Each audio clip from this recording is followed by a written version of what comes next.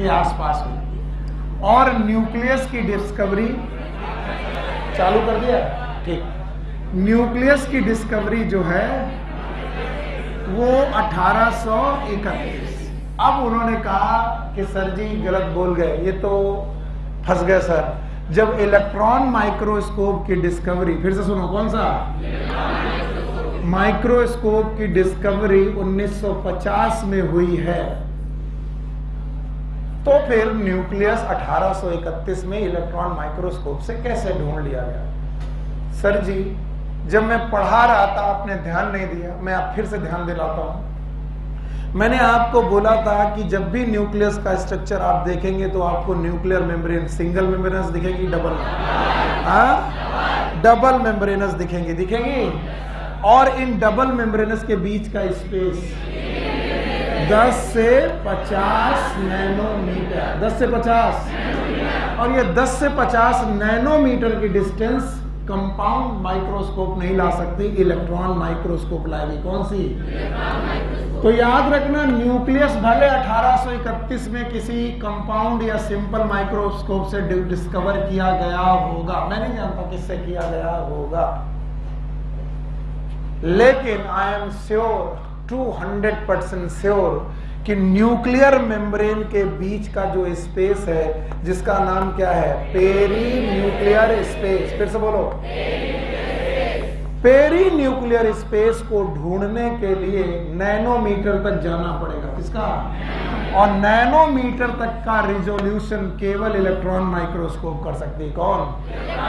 Micrometer तक का resolution they are compound और सिंपल माइक्रोस्कोप, लेकिन नैनोमीटर की डिस्टेंस कंपाउंड माइक्रोस्कोप। तो भले ही न्यूक्लियस 1831 में डिस्कवर हुआ, लेकिन न्यूक्लियर मेम्ब्रेन इनके बारे में डिटेल स्ट्रक्चर 1831 में हुआ कि 1950 के बाद? क्यों? क्योंकि तब क्या हुआ है, इलेक्ट्रॉन माइक्रोस्कोप। और प्लीज ओपन योर एनसीईआरटी और पता लगाइए क्या वहां कहीं इलेक्ट्रॉन माइक्रोस्कोप लिखी है। तो जब मैंने कहा कि तुम्हें कोई कंट्रोवर्शियल पॉइंट मिले, तो कंट्रोवर्शियल पॉइंट मिलने के बाद आप अपने टीचर को गलत साबित करने के पहले एक बार क्या देख लें, एनसीईआरटी। और एनसीईआरटी खुद लिखती है, देखो मिला क्या लिखती है, the perinuclear space, page number बोलो,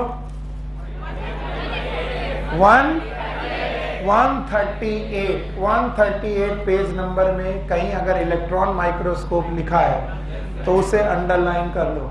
और उन सारे लोगों से ये क्वेश्चन बता देना, क्योंकि वो आज आए नहीं है, उनको कहना था कि सर आपने गलत पढ़ाया। मैं अपना पॉइंट रिलैक्स करके बता रहा हूँ। बताओ, मैं जो ये न्यूक्लियर मेम्ब्रेन पढ़ा रहा हूँ ये किससे डिस्कवर की गई? और ये मैं पढ़ा रहा हूँ कि बुक, कौन सी बुक? एनसीईआरटी की बुक है। तो एनसीईआरटी बुक ने कहा है कि perinuclear space it was resolved by the compound और इलेक्ट्रॉन। तो ये था कल की टॉपिक का एक छोटा सा टॉपिक, जो बहुत सारे बच्चों ने मुझे मैसेज करके पूछा और शायद उन्होंने गूगल कर लिया होगा कि कहां से क्या हुआ। तो बताओ, न्यूक्लियस कब डिस्कवर हुआ? 1831। उस समय पर इलेक्ट्रॉन माइक्रोस्कोप, तो कंपाउंड माइक्रोस्कोप से न्यूक्लियस डिस्कवर हुआ होगा। किसने डिस्कवर किया? Robert brown. फिर से बोलो। लेकिन जब उसकी न्यूक्लियर मेम्ब्रेन की रिजोल्यूशन हुई तो बताओ कंपाउंड से हुआ कि इलेक्ट्रॉन? पक्का? एक छोटा सा टॉपिक था जो मुझे आपसे डिस्कस करना था, मैंने अपना पोर्शन डिस्कस कर दिया, ऑनलाइन भी लोगों को मालूम चल जाएगा। आज मैं एक बहुत बढ़िया चैप्टर शुरू करने जा रहा हूँ and the chapter is biomolecule.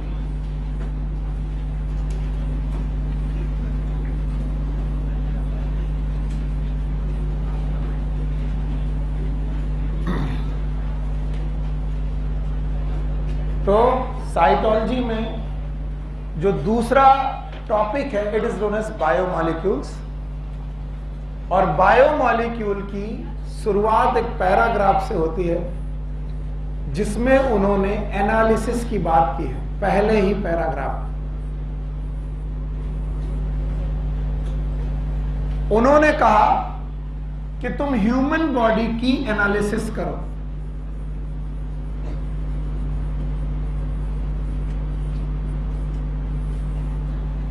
या फिर तुम अर्थ क्रस्ट की एनालिसिस करो।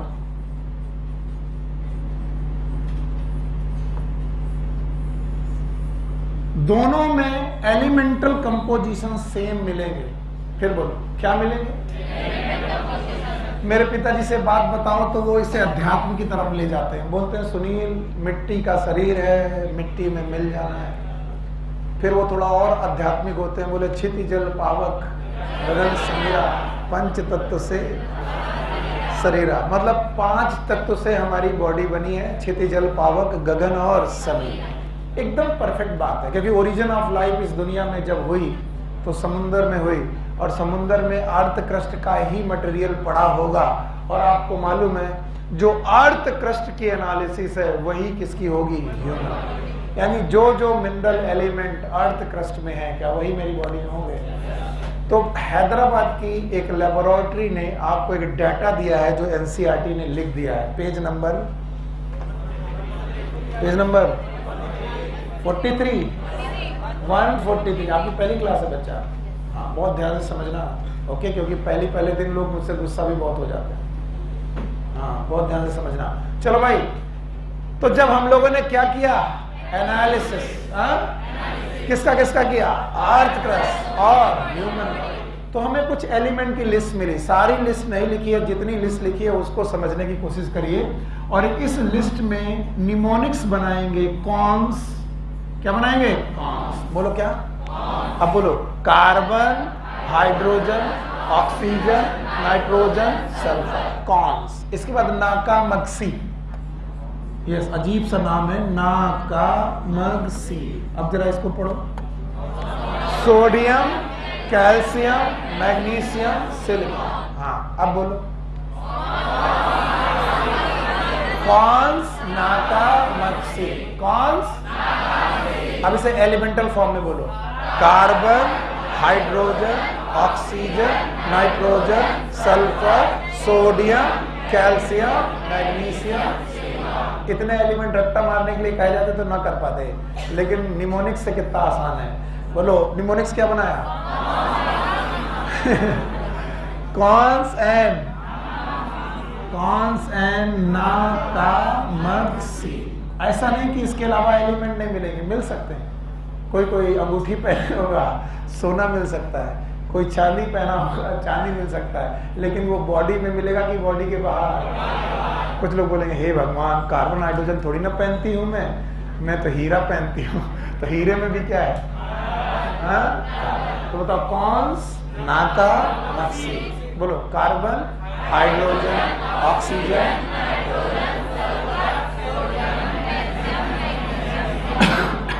तो बोलते हैं अर्थ क्रस्ट तो नॉन लिविंग थिंग है सर, और ह्यूमन बॉडी तो लिविंग थिंग है। तो सब लिविंग थिंग और नॉन लिविंग थिंग एक ही चीजें रख रही हैं, तो लिविंग लिविंग क्यों है, नॉन लिविंग क्यों है? बोले सर सब में वही, दोनों में कार्बन, दोनों में हाइड्रोजन, दोनों में ऑक्सीजन। तो why something become living and something become non-living? Just because in element की relative abundance, बोलो क्या? relative abundance, दोनों में एक जैसी की अलग अलग? relative abundance, उपलब्धता, दोनों की उपलब्धता कंसंट्रेशन में, परसेंटेज में दोनों तरफ एक जैसा की अलग अलग। ऐसा माना जाता है कि जो लिविंग लोग हैं उनमें ऑर्गेनिक चीजें ज्यादा होंगी। कैसी? और ऑर्गेनिक चीजें जो होती हैं वो बनी होती हैं इन 5 एलिमेंट से। नाम बताओ, फिर से बोलो। कौन? बोलो कौन कौन? Carbon, hydrogen, oxygen, nitrogen. मैंने अभी लिखाया कुछ नहीं है, पर मैं तुम्हारा माइंड मेकअप कर रहा हूं कि बताओ कार्बन का परसेंटेज लिविंग में ज्यादा कि नॉन लिविंग में?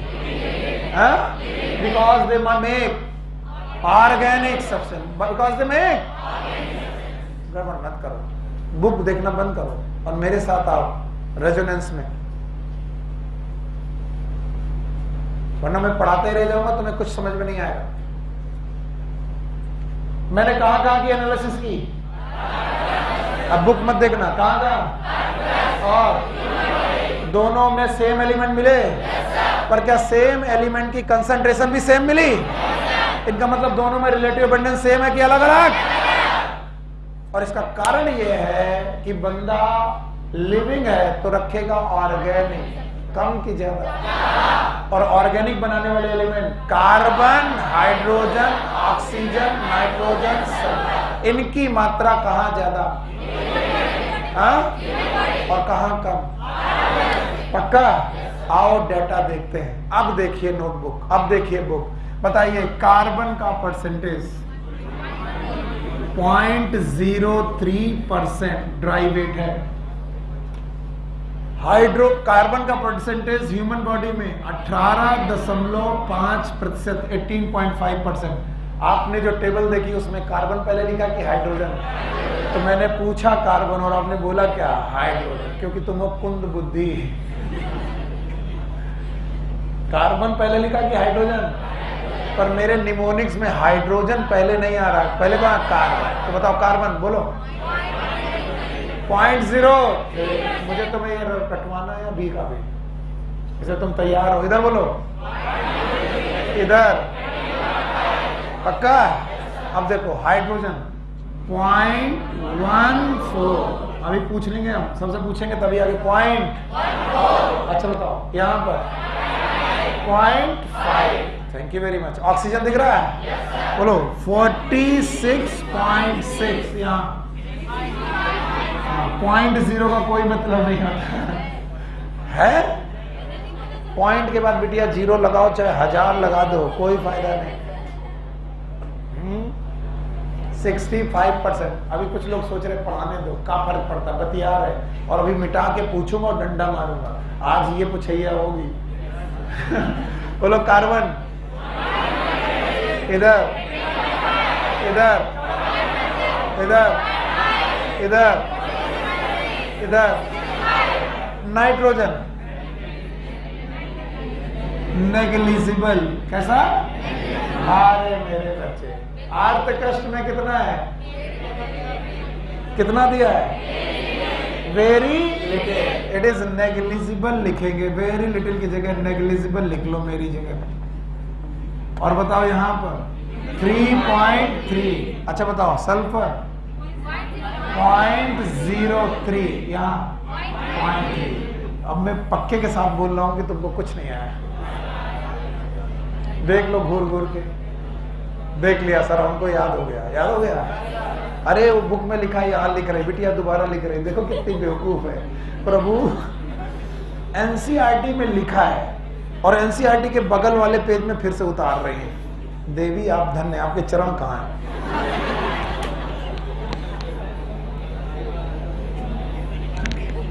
पैर छुए, आशीर्वाद दो,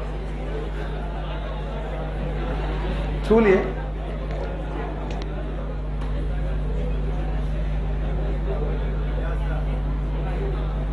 अब देखो दिखाई पड़ेगा तो दिखाई पड़ेगा। अब कुछ लोग घबरा जाएंगे, ये साला चिल्लाएगा बहुत। बोलो ये क्या लिखा है? 0.03। ये क्या लिखा है? तो दोनों एक ही जैसे, तो लर्न करने की जरूरत। और ये भाई साहब नील कैसे हैं? नेग्लिजिबल। तो इन तीन को लर्न करने की जरूरत। और ऑक्सीजन कह रही हमसे ज्यादा कोई 46.6, तो इसको भी लर्न करने की जरूरत। और लर्न करने की जरूरत कितनी है? ए, बोलो कितना? 0.14। अब बताओ, दिखा? बोलो 0.03, 0.14, 46.6। ये है ब्रेन। और ब्रेन बच्चा है, दिल तो नहीं, दिमाग तो। जब सीधे सीधे बोलोगे ना ना ना ना, जब घुमा के बोलोगे। जब हम छोटे थे तो हमारे पिताजी हमें गांव लेके जाते थे। गांव मेन रोड से लगभग 7 किलोमीटर अंदर था। चलने के लिए कुछ नहीं था, खेतों की पगडंडियां हम चलते थे पैदल पैदल पैदल। अक्सर शाम को हम गांव के रोड के पहुंचते थे तो हमारे पिताजी कहते थे कि बेटा चलो, या फिर पिताजी को हमें गोद लेना पड़ेगा, क्योंकि गोदी लेना पड़ेगा। और मैं काफी मोटा हो गया था, तो पिताजी हमको लेते थे, कहते यार तुम चलो। तो तो हमारे पिताजी जब हमसे कहते थे कि कहाँ तक जाना है पिताजी, हम थोड़ी दूर आधा किलोमीटर चले थक जाते, पापा प्लीज अब नहीं चल पा रहे, तो बोलते थे वो जो लाइट जल रही बेटा बस वहीं तक पहुंचना। तो हम दौड़ते दौड़ते उस लाइट तक पहुंचते थे। बोले बेटा ये लाइट नहीं थी फिर उस लाइट तक पहुंचे, ये नहीं बेटा। तो इस चक्कर में करते करते हम 1-1.5 घंटे में अपने गांव पहुंच जाते थे। तो जब मैंने सीधे पढ़ाया तो मैं नहीं समझ में आया, और जब मैंने बच्चों की तरह पढ़ाया 0.0 ये 46 सर ये तो हो गया, ये क्या करोगे, देखो क्या करेंगे। यस 18.5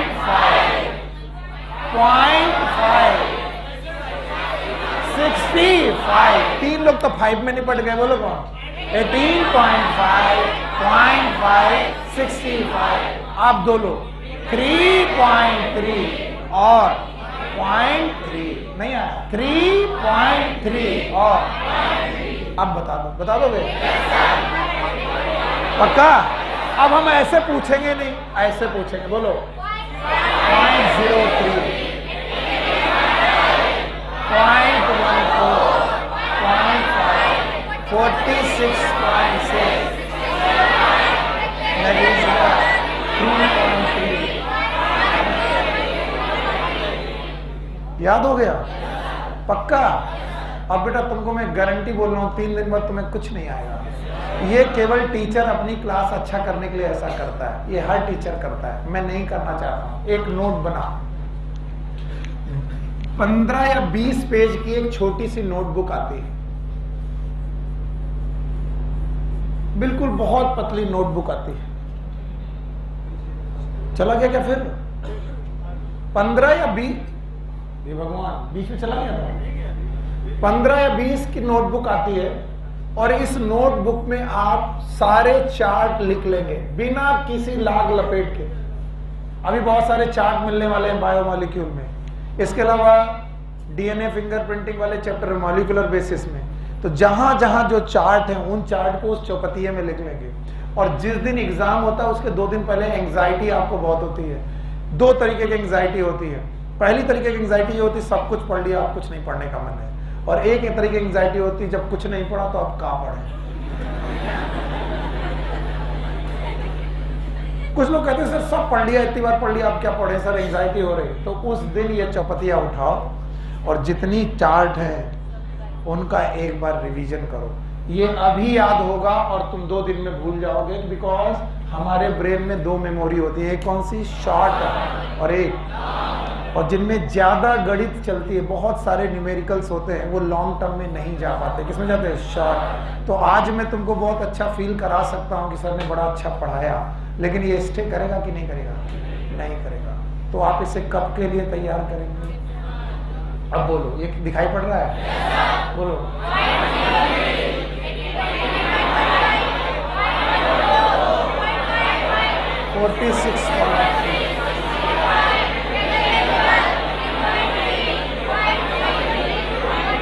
बताओ कौन सा ऑर्गेनिक में होगा और बाकी मॉलिक्यूल ऑर्गेनिक है कि इनऑर्गेनिक। तो अब बताओ इनऑर्गेनिक किसमें ज्यादा, हाँ? तो इसका मतलब है इनका अबंडेंस बेटा इधर ज्यादा। अब बताओ नाइट्रोजन, सोडियम कितना दिया, 2.8%, ये 0.2%, किसी को मन नहीं कर रहा। कैल्शियम 3.6, इधर 1.5, इधर 2.1, इधर 0.1, और इधर 27.7, और इधर नेग्लिजिबल। बोलो कितना, सर ये तो बड़े मुश्किल है, कैसे याद होंगे, बड़ा गंदा। पहला पॉइंट याद रखना, सिलिकॉन का मतलब होता है मिट्टी, सिलिका। धूल देखिए, धूल, बालू नहीं देखी, बालू में चमकते हुए कण देखे, वो सिलिकेट्स है। क्या है, तो बताओ बालू कहाँ ज्यादा होगी, ह्यूमन के शरीर में कि बेटा मिट्टी में, हाँ? नहीं बोले शरीर में होगी अगर 10 दिन ना हो तो याद रखना silicate is always greater, silica is always more in earth crust. कितना, 27.7, और इधर नेग्लिजिबल, ये गई इधर बताओ क्या था, 2.1 का 2 हटा दो, 0.1, 2.1 का 2 हटा दो, इधर 2.8 में दशमलव इधर ले जाओ, 0.2, केवल एक ही याद करना, बोलो कौन, 3.6 एंड 1.5। कैंसर मजा नहीं आएगा, नहीं आएगा। अब देखना इधर बोलो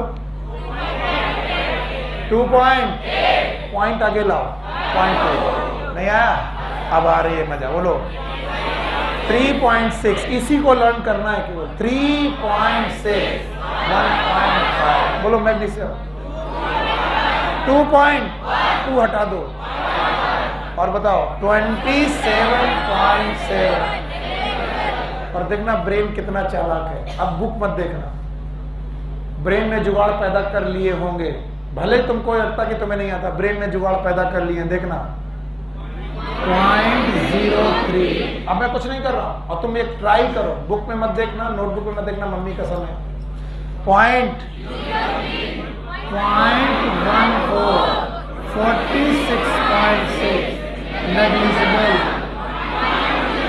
0.03, 2.8, 3.6, 2.27.7। तुम्हें कह रहा था मजा नहीं आया, सब कुछ तो बता दिया, इधर बताओ 18.5, 0.5, 65, 3.3, 0.3, 0.2, 1.5, 0.1। आया कि नहीं आया? आया? चल कीप रिवाइजिंग, मुझे बस 1 मिनट का समय दीजिए, मैं आ रहा हूं।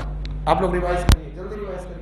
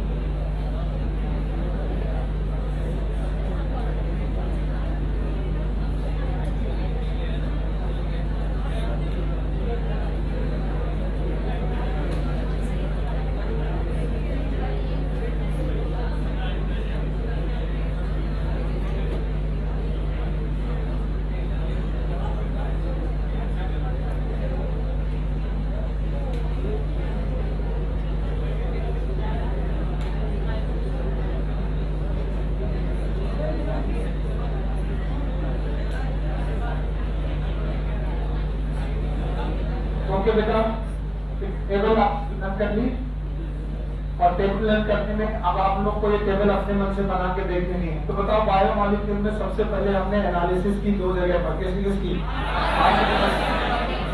आर्गेनिक की और ह्यूमन बॉडी, और हमें एलिमेंट दोनों सेम मिले।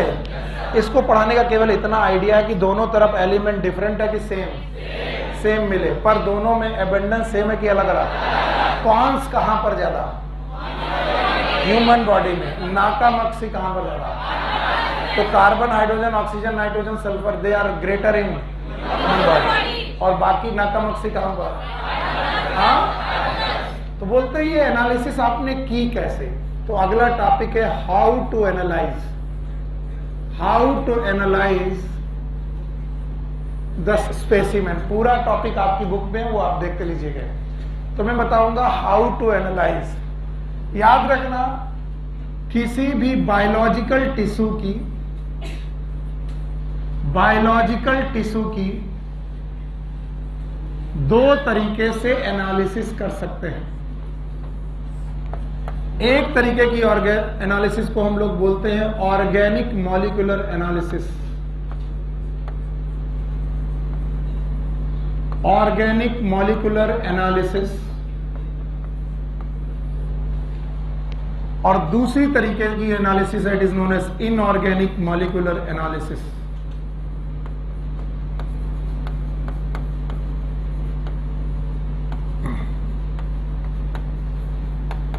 यानी अगर मैं बोलूं कि मेरे पास एक लीफ है, तो क्या इसमें ऑर्गेनिक कंपाउंड मिल सकते हैं? यस। क्या इसमें इनऑर्गेनिक भी मिल सकते हैं? यस। तो मैं इस लीफ की दो तरीके की एलिमेंटल एनालिसिस कर सकता हूं या मॉलिक्यूलर एनालिसिस कर सकता हूं। पहली कौन सी? ऑर्गेनिक। और दूसरी कौन सी? किसी ने कहा सर मेरे पास लिवर है, लिवर मतलब लिवर टिश्यू है, यानी लिवर टिश्यू प्लांट टिश्यू होता है, और leaf animal, leaf is plant tissue, this is animal tissue.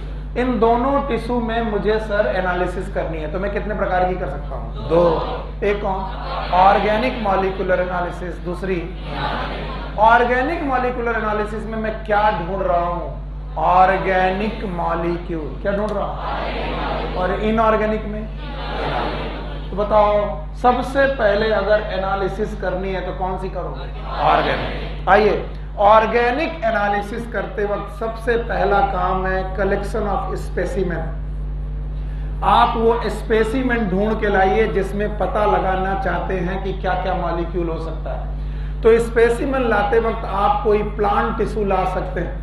Sir plant tissue में आपको सबसे ज्यादा अवेलेबल टिश्यू लीफ ही है, तो आप लीफ ले आओ और उसकी एनालिसिस कर लो।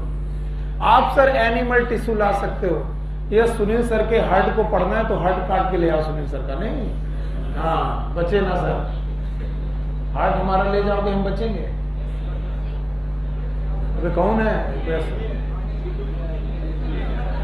हम एक कॉन्सेप्ट पढ़ाना चाह रहे थे, तुमने मामला बिगाड़ दिया। एनिमल टिश्यू में liver tissue they can regenerate. क्या करते हैं? अगर मैं लिवर टिश्यू थोड़ा काट लूं तो लिवर मर जाएगा कि रीजनरेट हो जाएगा? तो ज्यादातर समय पर हम लोग एनिमल में लिवर टिश्यू लेते हैं और प्लांट में लीफ लेते हैं। इन दोनों टिश्यूज को हम लोग मोटार और पेसल में लेके जाते हैं। मोटार और पेसल, हमारे यहाँ पर मम्मी इसे बोलते हैं अदरक कुटनी, देखा है? क्या बोलते हैं? ओखली, खल्लर और मूसल। इसी में से एक है मोर्टार और दूसरा है पेसल। अब ये मैं नहीं पढ़ा रहा हूं, एनसीईआरटी पढ़ा रही। और बोलते हैं मोर्टार और पेसल ले करके अब चटनी बनाना चालू करो। किसकी चटनी बनाओगे? सुनील सर की। हाँ, लीफ की और एनिमल। तो जब तुम लीफ और एनिमल टिश्यू को दोनों को एक साथ डालोगे कि एक? नहीं सर, हमने वेज के साथ नॉन वेज बनाना है। अगर प्लांट की करना है तो क्या? लीफ। एनिमल की करना है तो लीवर, या फिर कोई दूसरा animal tissue, whatever you need. अब उस टिश्यू को, एवरीवन हियर, उस टिश्यू को आपने रखा और उसको चटनी बनाना चालू किया। तुमने देखा होगा मम्मी चटनी बनाते वक्त उसमें पानी डालती हैं, यस और नो?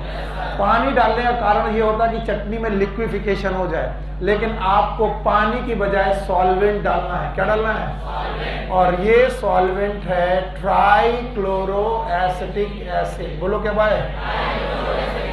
Acetic acid. याद रखना, बहुत बार पूछा जाता है। कहां पर? नीट में नहीं, डिफरेंट कोचिंग के एग्जाम में। नाम बोलो। Trichloro acetic acid. जैसे मैं तुम्हारी जगह होता तो पहले मैं एसिटिक एसिड समझता। What is acetic acid? CH3COH। मैं 3 हाइड्रोजन हटा देता, Cl Cl Cl, और क्या बनाता? COH। बताओ, CCl3COH। हाइड्रोजन की जगह पर क्या लगाया? क्लोरीन। नाम बताओ। Trichloro acetic acid. फिर से बोलो। और ट्राइक्लोरो एसिटिक एसिड में इसकी चटनी बना दी, तो बताओ सब्सटेंस जो होंगे वो एसिड में हो जाएंगे सॉल्युबल। क्या हो जाएंगे? अरे चटनी किसमें बनाई? पानी में कि एसिड में? एसिड। तो बताओ जो चटनी बनी है, जो पेस्ट बना है, वो पानी में बना है कि एसिड में? एसिड। इतना तक करके बताओ क्या किया? स्पेसिमेन लिया,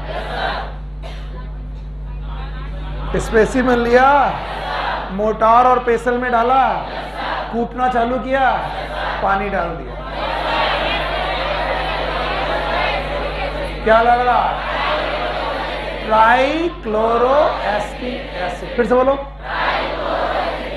तो बताओ, अब जो चटनी बनी है वो मोटार और पेसल की मदद से एक जगह पर रखी हुई है, और इस चटनी में वो घुल चुका है जो स्पेसिमेन था। यानी पत्ती बची है कि घुल गई? तो पत्ती का सब्सटेंस बचा है कि घुल गया? हाँ बताओ, लीवर बचा है कि घुल गया? तो जो मटेरियल है वो घुल चुका है। और किस में घुला है? पानी में। भाई गड़बड़ मत करना। एसिड में है कौन सा एसिड? Trichloro acid. अब जब ये चटनी बन गई तो हम लाए छन्नी। क्या लाए? और छन्नी है कॉटन का कपड़ा। कॉटन का कपड़ा मतलब कॉटन क्लॉथ। हमारी मम्मी तो ये अक्सर करती, जब पनीर बनाती तो ऐसा करते हैं। उनके पास कॉटन की जो चुन्नी होती है उसमें वो पनीर का जो फटा हुआ दूध रख देती हैं और उसको स्क्वीज कर देती हैं, तो पनीर नीचे गिर जाती, पानी रुक जाता है ना? Yes sir. अरे बेवकूफों, हमारे ही किस्मत में आए। हाँ यस सर। तो जैसे ही हमने ये पेस्ट कॉटन क्लॉथ में डाला, बोले कॉटन क्लॉथ में नहीं डालेंगे, चीज क्लॉथ में डालेंगे। व्हाट इज चीज? चीज मतलब लड्डू नहीं। हम अपने पापा से कहते थे पापा शाम को चीज ले आना। बोले व्हाट इज चीज? तो ले आते थे लड्डू, पेड़े, फल, एक चिज्जू देंगे। व्हाट चिज्जू नहीं है ये, इट इज चीज। व्हाट इज चीज?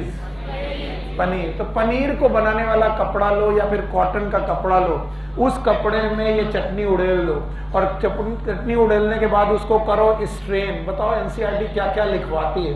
What is strain? निचोड़ो। किसे? अरे बेवकूफों, बताओ पेस्ट बना? हम भी पागल है, क्यों पढ़ा रहे? क्या बना?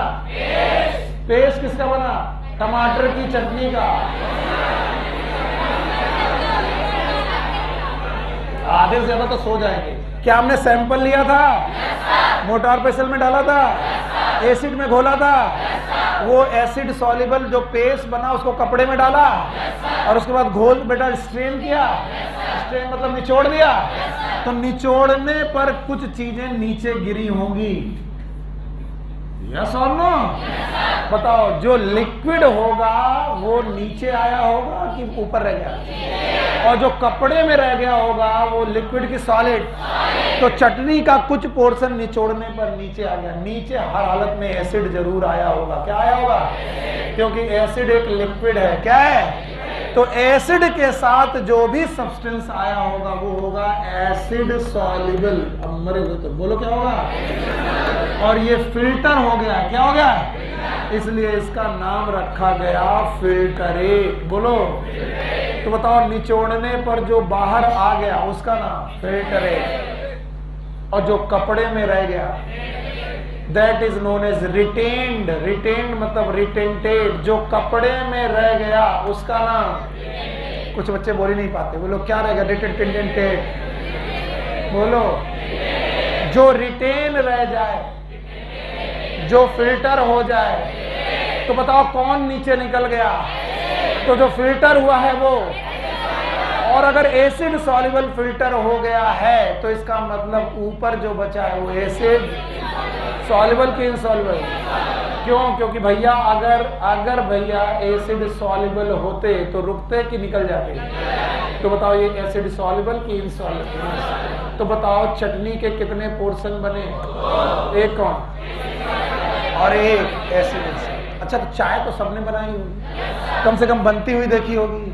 तो जैसे ही चाय की छन्नी में आप चाय का मटेरियल डालते हो तो चाय की पत्ती नीचे और चाय ऊपर रह जाती है।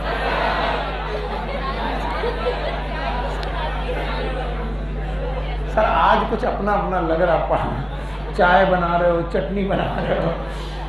सर ये बायोलॉजी है। कैसे बायोलॉजी पढ़ाते हो? सर यही बायोलॉजी आपकी एनसीईआरटी में लिखी है। तो बताओ मुझे, जब छन्नी में तुम डालते हो तो चाय की पत्ती, चाय नीचे आती है, चाय की पत्ती नीचे, हाँ, चाय नीचे आती है, लिक्विड पोर्शन। बताओ, आज पता चला। Thank you very much. अच्छा, अब मैं तुमसे कॉमन सेंस का क्वेश्चन पूछ रहा हूँ। Common sense is not so common. बताओ, चाय की पत्ती ऊपर क्यों रह गई?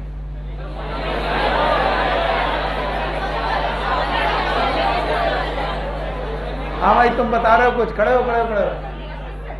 हाँ वो खड़े। भीड़ में तो कोई भी बोल देता है। अरे तो तुम बोलो, तुम कौन सा जुर्म कर रहे हो? बताओ किसका?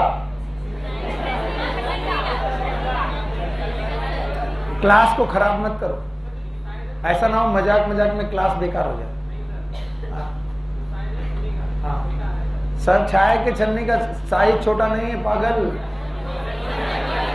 छन्नी का साइज जितना होना चाहिए उतना है। चाय की पत्ती साइज से छोटी की बड़ी? बड़ी। इसका मतलब जो रिटेन रह गया है वो छोटा है कि बड़ा?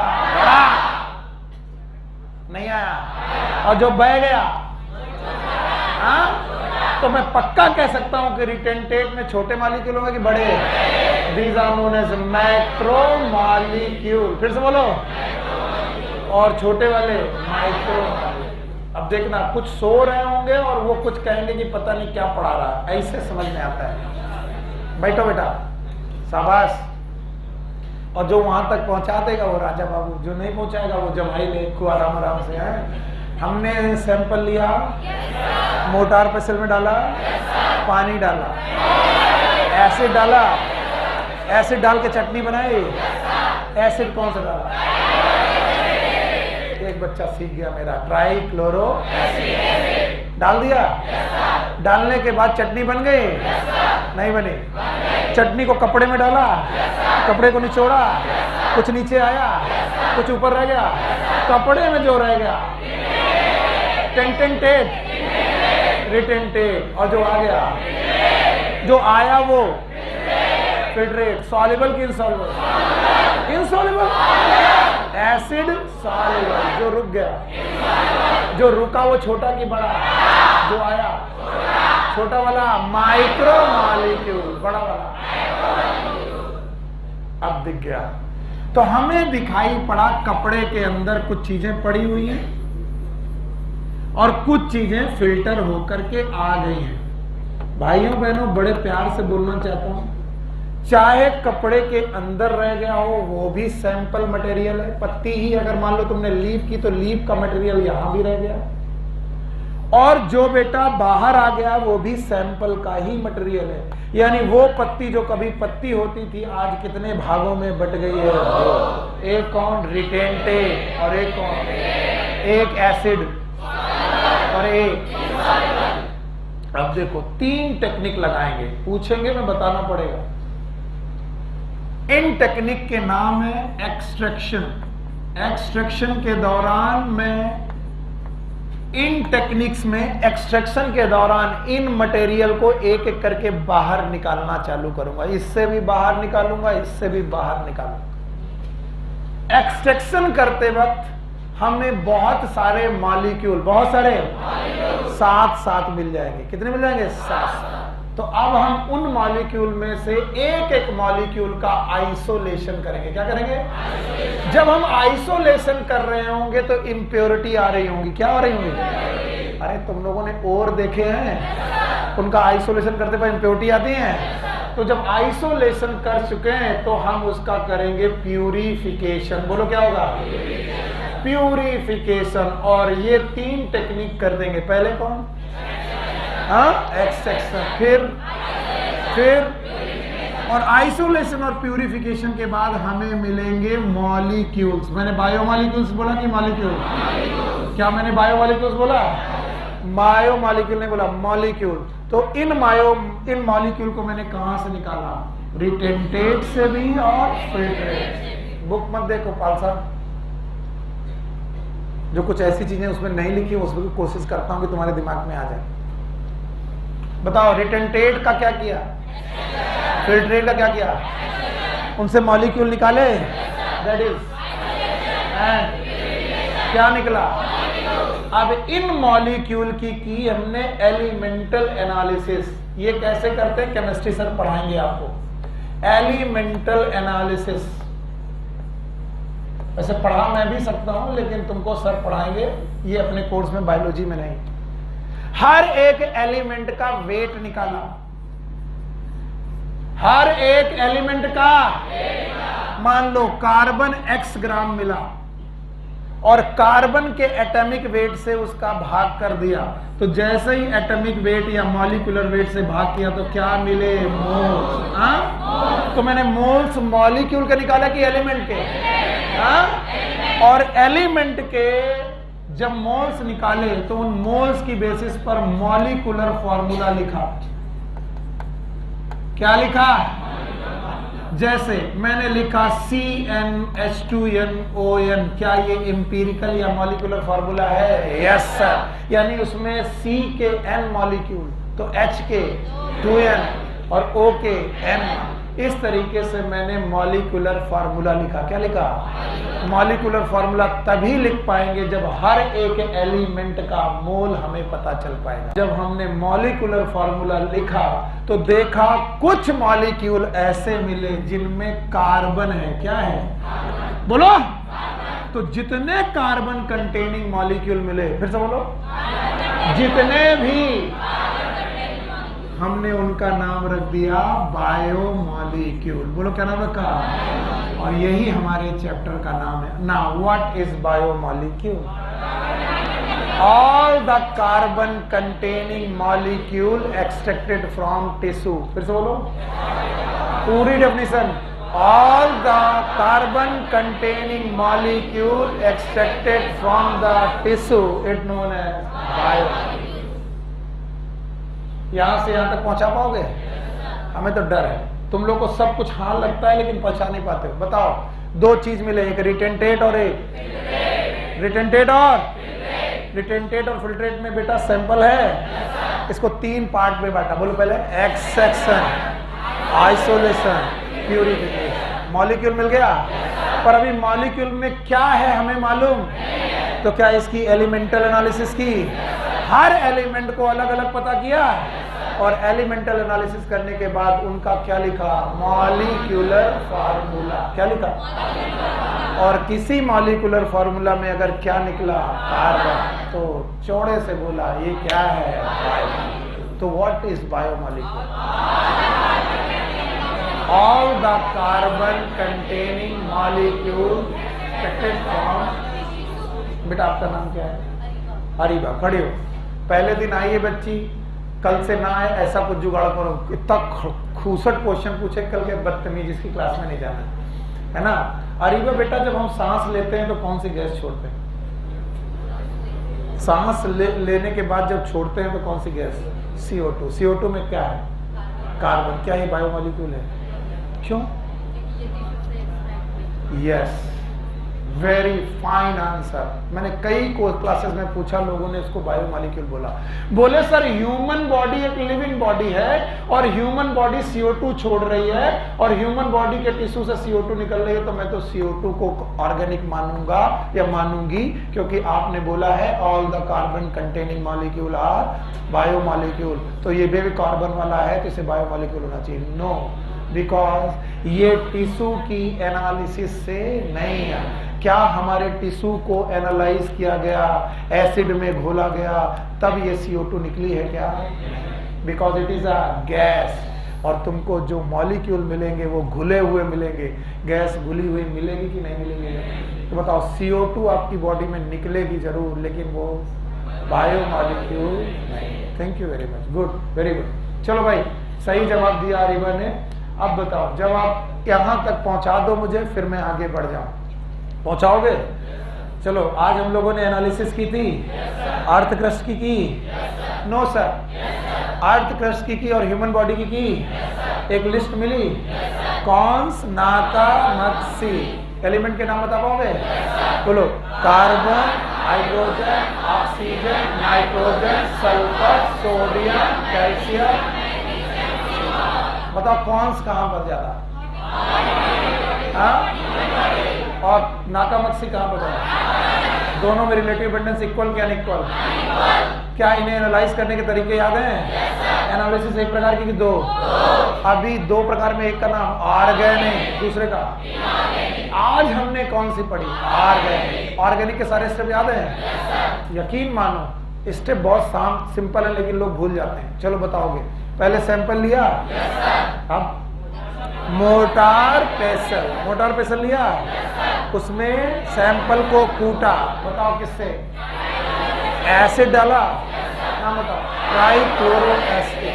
पेस्ट बना, कपड़े में डाला, कपड़ा निचोड़ा, दो चीजें बाहर आई, कुछ चीजें बाहर आई। जो बाहर आई, फिल्ट्रेट, ऊपर जो भारी है रिटेंटेड, जो हल्का है, जो सॉल्युबल है फिल्ट्रेट, हाँ, जो इनसॉल्युबल है ये दोनों मिल गए, कुछ कपड़े में कुछ, दोनों को क्या किया, एक्सट्रैक्ट किया।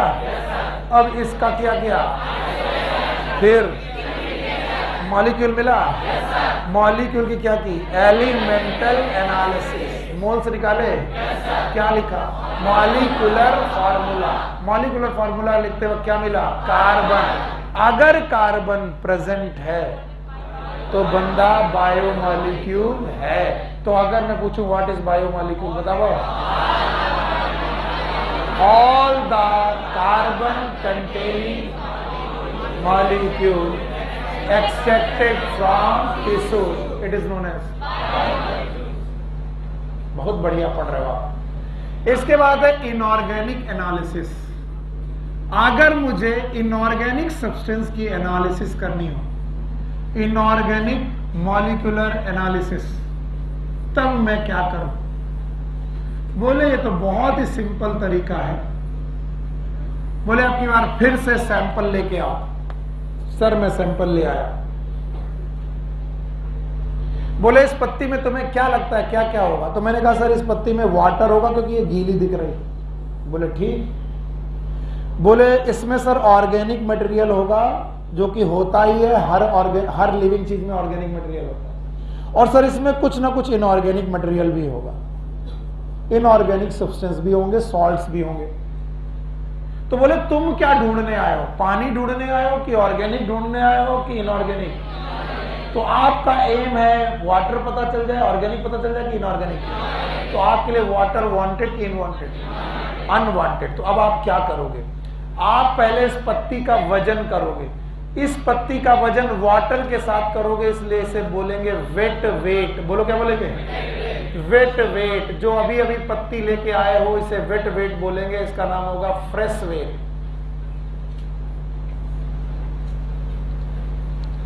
इस पत्ती का वजन कर लिया, फ्रेश वेट ले लिया। फिर इस पत्ती को सूखने के लिए रख दिया।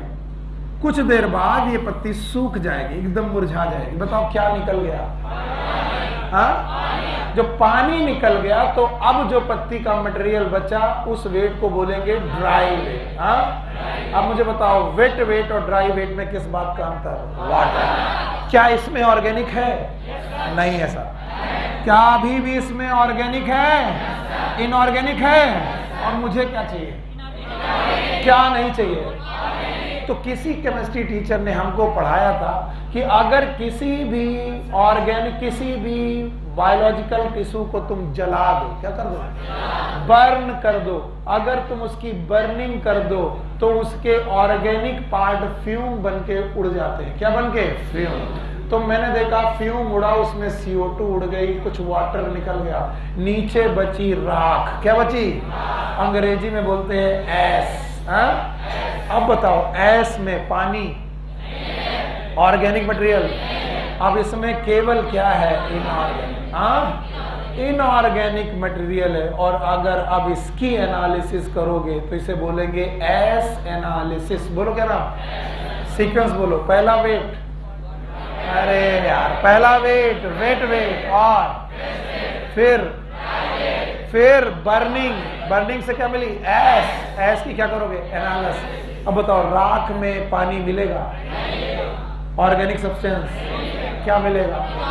और इस एस की एनालिसिस करने पे हमें मिलेंगे इनऑर्गेनिक सब्सटेंस। और आपकी बुक में एक चार्ट दिया गया, the same page 143, the same page 143। बस मुझे आप बताते जाओ, मैं लिखता जाऊंगा। बस हमारा तुम्हारा यही रिलेशन है। क्या सोडियम मिलेगा? yes, किस फॉर्म में, Na+। और क्या मिलेगा, किस फॉर्म में, K+। और कुछ मिलेगा, कैल्शियम। बताओ किस फॉर्म में, Ca+2। और मैग्नीशियम मिलेगा, बोलो Mg+2। और वाटर तो उड़ गया होगा, एस में नहीं मिलेगा, तो वाटर छोड़ दो। और बताओ कंपाउंड, कुछ साल्ट मिलेंगे, बताओ क्या क्या मिलेगा, NaCl मिल सकता है, और CaCO3। और कुछ मिलेगा, फॉस्फेट आयन मिल सकता है, PO3-। और सल्फेट मिल सकता है, SO4 2-। अच्छा, मैं ये क्यों पढ़ा रहा हूं? क्योंकि मैं एनसीईआरटी की एक लाइन भी नहीं छोड़ना चाहता। ये तो कोई भी बच्चा देख के बता देगा ये सब ऑर्गेनिक है। ऑर्गेनिक है कि इनऑर्गेनिक? सोडियम किस फॉर्म में? Na+, पोटेशियम, कैल्शियम, हाँ। सेल वॉल बनाते वक्त कौन सी ऐसा स्ट्रक्चर है जिसमें कैल्शियम और मैग्नीशियम मिल सकता है?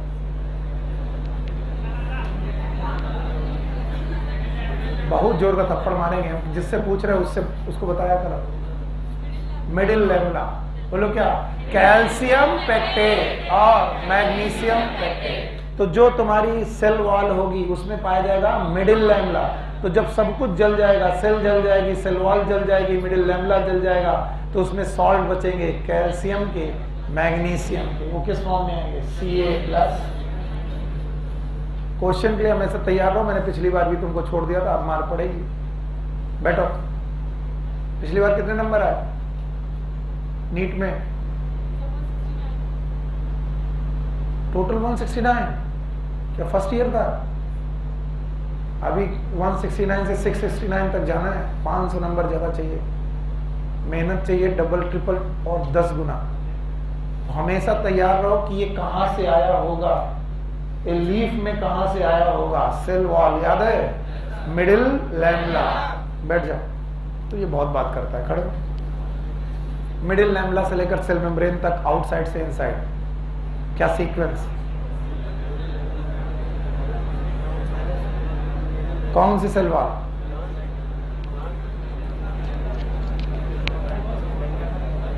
कुछ बच्चे, आज पहली क्लास होगी ना, कितने लोगों की? देखो बेटा, ऐसे मारता हूं मैं, भाग जाना, कल से मत आना। हाँ, सब लोग बोलो इनको। मिडिल लैमेला, फिर प्राइमरी सेल वॉल, फिर सेकेंडरी सेल वॉल, फिर प्लाज्मा मेम्ब्रेन। तो जब भी दो सेल आपस में सेल वॉल बनाने जाएंगी, सबसे पहले क्या बनेगी? Middle lamella. कैल्शियम पेक्टेट थी? सेल मेम्ब्रेन पहले से है? सेल मेम्ब्रेन पहले जो वॉल सिक्रीट करेगी प्राइमरी, बाद में सेकेंडरी। तो बाहर क्या आएगी? प्राइमरी, अंदर। तो middle lamella, primary, secondary, plasma membrane. बताने देते, घंटा भर बताने देते, और जो तुम उनसे बतिया रहे हो, ऐसा कौन सी बात रह जाती है? वो सीरियल डिस्कस करते हो क्या? कोई कभी सास भी बहू थी, वो सब नहीं देखते हो? तो क्या देखते हो? MTV? नहीं, आश्रम देख रहे हो? बेवकूफ। आ भाई, बाबा जाने मन की बात। कौन? पुरवाल बाबा? अच्छा, अब ध्यान से सुनो बेटा, जल्दी जल्दी से समझा दो, क्लास खराब मत करो। हमने जैसे ही इधर पर रखा और हमारे पास क्या क्या मिलेगा। चलो, हमने फ्रेश वेट किया, फिर ड्राई वेट किया, फिर जला दिया, राख मिली। राख मिलने पर हमने राख की एनालिसिस की। राख में इनऑर्गेनिक मिले, sodium Na+, calcium Ca+2, potassium. क्या कुछ सॉल्ट मिले? NaCl मिला, फॉस्फेट मिला, सल्फेट मिला, वाटर तो मिला होगा कि उड़ गया होगा? रैपर के रूप में। आप बताओ कितने प्रकार की एनालिसिस कर ली? एक ऑर्गेनिक और दूसरी। खैर, दोनों एनालिसिस करने के बाद हमें बायोमॉलिक्यूल की डेफिनेशन मिल गई। और जब हमें बायोमॉलिक्यूल की डेफिनेशन मिल गई तो हमने बोला biomolecule are carbon containing substance. Carbon containing molecule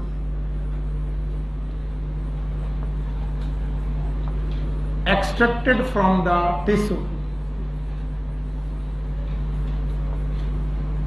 from tissues। अब बोलेंगे सर क्या क्या कार्बन कंटेनिंग मिल सकता है? बोले सर कार्बन कंटेनिंग में आपको मिल सकते हैं एल्डिहाइड,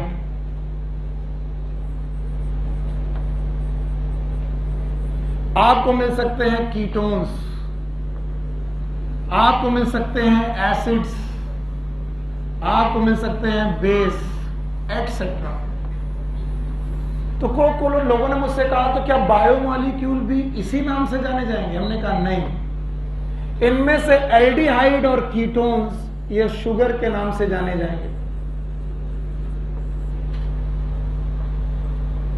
इनमें से एसिड दो तरीके के मिल सकते हैं, amino acid and fatty acid.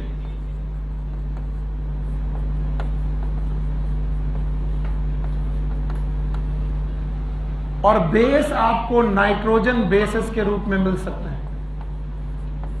और नाइट्रोजन बेसिस आपको दो प्रकार के मिल सकते हैं, प्यूरीन, पिरिमिडीन। तो बताओ जिन्हें केमिस्ट्री के टीचर क्या कहते हैं? Aldehyde, ketone. हम उन्हें क्या कहते हैं? जिन्हें केमिस्ट्री के टीचर क्या कहते हैं? एसिड। हम उन्हें क्या बोलते हैं? And fatty acid. जिन्हें केमिस्ट्री के टीचर क्या बोलते हैं? बेस। हम क्या बोलते हैं?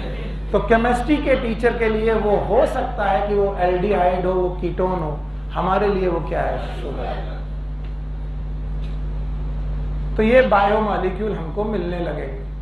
तो एक एक बायोमॉलिक्यूल हमारे कोर्स में है। इसमें से शुगर्स की बायोमॉलिक्यूल, शुगर्स की बेटा स्ट्रक्चर है। अब स्ट्रक्चर पढ़ाने के चक्कर में मुझे पूरा पढ़ाना पड़ता है, तो I am going with the structure and all the theory जो मुझे आती है शुगर्स की। तो मैं शुगर्स पढ़ाने जा रहा हूं, उसके पहले बायोमॉलिक्यूल की डेफिनेशन चाहिए। What are the biomolecules? All the carbon containing. पक्का ना? पहला टॉपिक है, ये एनसीईआरटी में नहीं है तो आप एनसीईआरटी में ही कहीं लिख लें प्लीज। इनके स्ट्रक्चर से इनकी थ्योरी नहीं है तो प्लीज लिख लें। इनकी आधी थ्योरी है जिसका नाम है पॉलीसेकेराइड, मोनोसेकेराइड वाली थ्योरी नहीं है, तो मैं पढ़ाने जा रहा हूं। Sugars they are also known as saccharides. Saccharides, sugars they are also known as saccharides. Chemically these sugars are polyhydroxyaldehyde,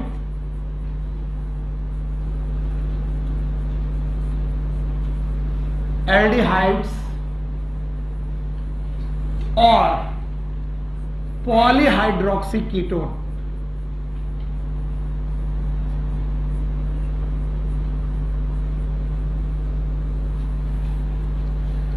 बोलते हैं शुगर को अगर तुम केमिकली देखने की कोशिश करोगे तो उनका केमिकल नेचर, मेरे साथ बोलो, या तो होता है एल्डिहाइड, बोलो, या तो, लेकिन वो एल्डिहाइड नॉर्मल एल्डिहाइड होगा कि पॉलीहाइड्रोक्सी? हाँ, polyhydroxy aldehyde they are known as aldose, aldose,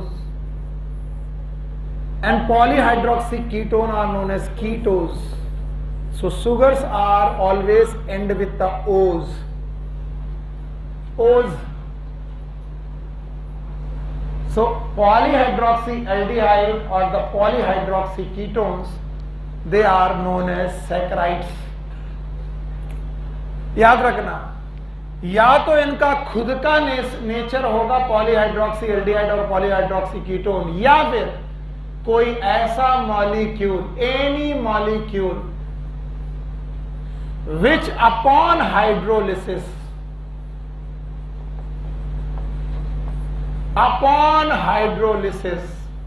can produce polyhydroxyaldehyde or polyhydroxyketone. बताओ what is the sugar? भाई जवाब चाहिए. What are the sugar? Sugar are also known as saccharide. Sugar are also known as saccharide की definition, they are पॉलीहाइड्रोक्सीएल्डिहाइड, या फिर यानी इनका chemical nature या तो पॉलीहाइड्रोक्सीएल्डिहाइड है या तो पॉलीहाइड्रोक्सीकीटोन. और अगर इनका केमिकल नेचर पॉलीहाइड्रोक्सीकीटोन एल्डिहाइड नहीं है तो उनका क्या करो? तो ये हाइड्रोलिसिस पर क्या पैदा करेंगी? पॉलीहाइड्रोक्सीएल्डिहाइड एंड पॉलीहाइड्रोक्सीकीटोन. जब मैं इतना पढ़ा चुकता हूं तो मैं इसे दोबारा रफ करके बताता हूं. Sugars or the saccharides, they always present in units अगर शुगर की सिंगल यूनिट है, द शुगर की सिंगल यूनिट है, एक मॉलिक्यूल की यूनिट है, single unit, one molecule is there, one molecule of sugar is there, then this is known as monosaccharide.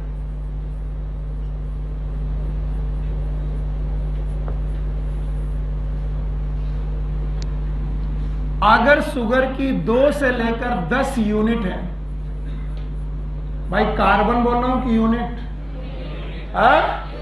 2 से लेकर 10 यूनिट तक की शुगर है, इसे बोलेंगे ऑलिगोसैकेराइड।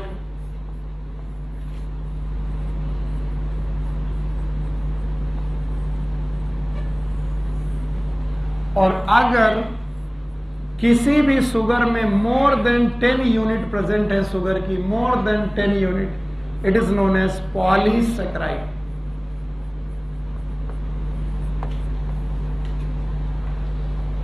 तो सर आपने यूनिट तो पढ़ा ही नहीं।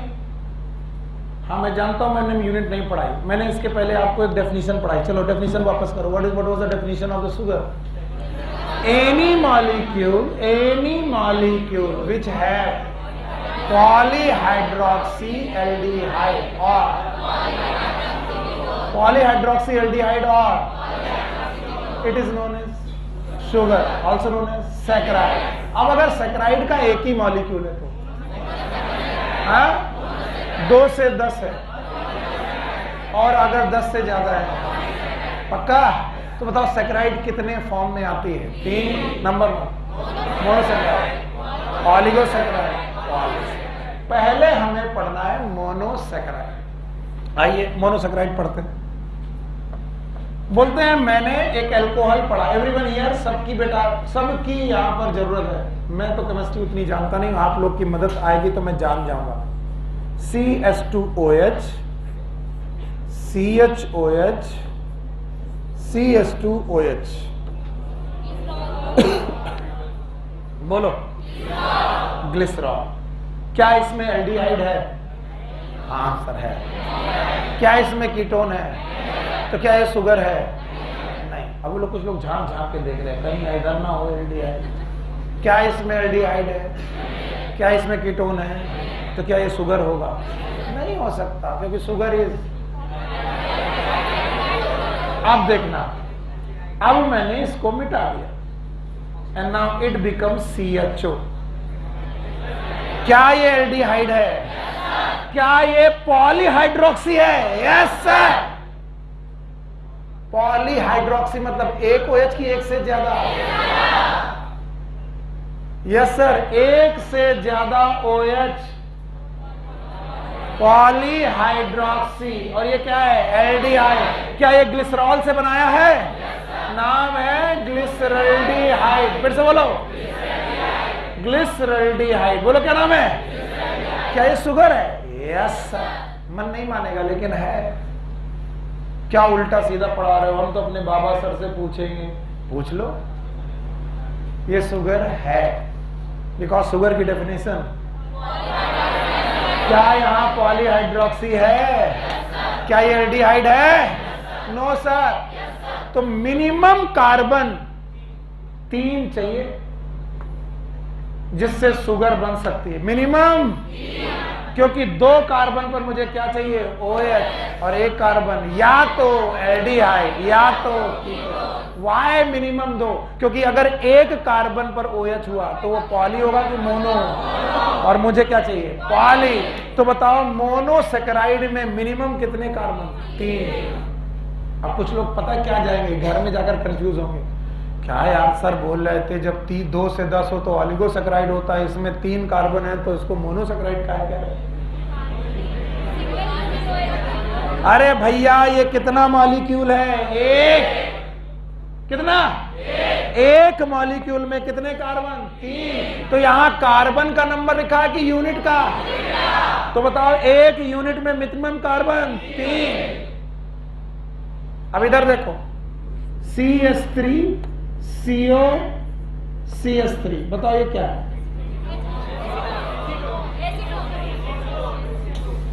फिर से लिख दे रहे हैं, उधर सर दिखाई नहीं पड़ रहा, फिर से लिखिए CH3 CO CH3। Acetone. Ketone है लेकिन शुगर क्यों? क्योंकि इसमें OH CH2OH CH2OH di hydroxy, बोलो फिर से बोलो, एसीटोन, बोलो एसीटोन, बोलो डाई हाइड्रोक्सी एसीटोन, फिर से बोलो। क्या शुगर है? No sir. क्या ये पॉलीहाइड्रोक्सी कीटोन हुआ?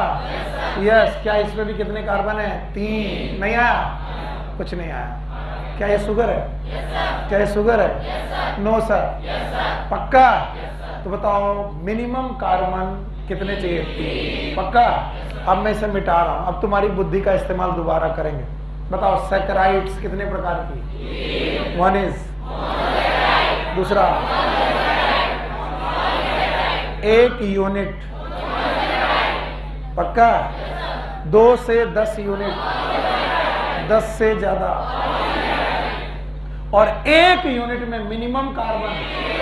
याद रखना, अब ये सब लोग नोट करेंगे। मोनोसैकराइड्स जनरली 3 कार्बन से स्टार्ट होती हैं। जो 3 कार्बन की मोनोसैकराइड हैं they are known as triose. 4 carbon की जो बेटा मोनोसैकराइड है they are known as tetrose. 5 carbon की जो बेटा मोनोसैकराइड है they are known as pentose.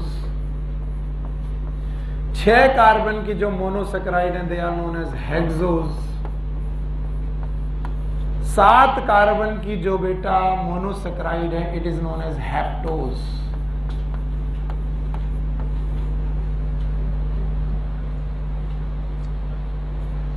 उड़ गया? बताइए, यहां 1 यूनिट की 3 यूनिट? 1 यूनिट। यहां पर 4 यूनिट, यहां पर, यहां पर, यहां पर, सब जगह 1 यूनिट है, और कार्बन 3। यहां पर, यहां पर, यहां पर, यहां पर 3 कार्बन की शुगर का नाम। और अभी अभी ट्रायोज के 2 एग्जाम्पल पढ़ाए, किसी को याद है?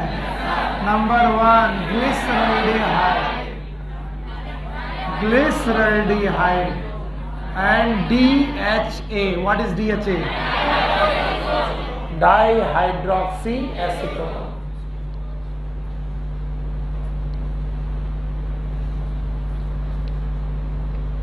DHA and di hydroxy acetone, ये ट्रायोज हैं।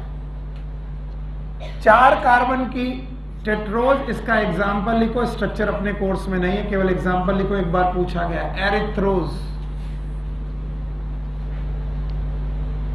5 कार्बन की शुगर का नाम पेंटोज, और इनके example ribose, deoxyribose, ribulose, xylulose.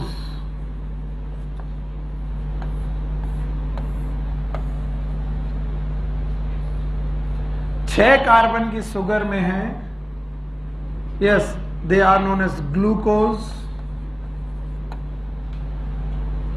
Fructose and galactose.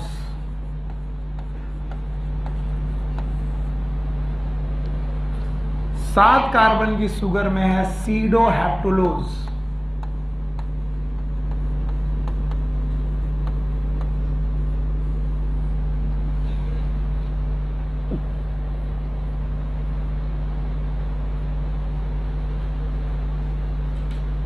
तीन कार्बन की शुगर ट्रायोज, 4 कार्बन की शुगर टेट्रोज, 5 कार्बन की शुगर पेंटोज, 6 कार्बन की शुगर हेक्सोज, 7 कार्बन की शुगर हेप्टोज।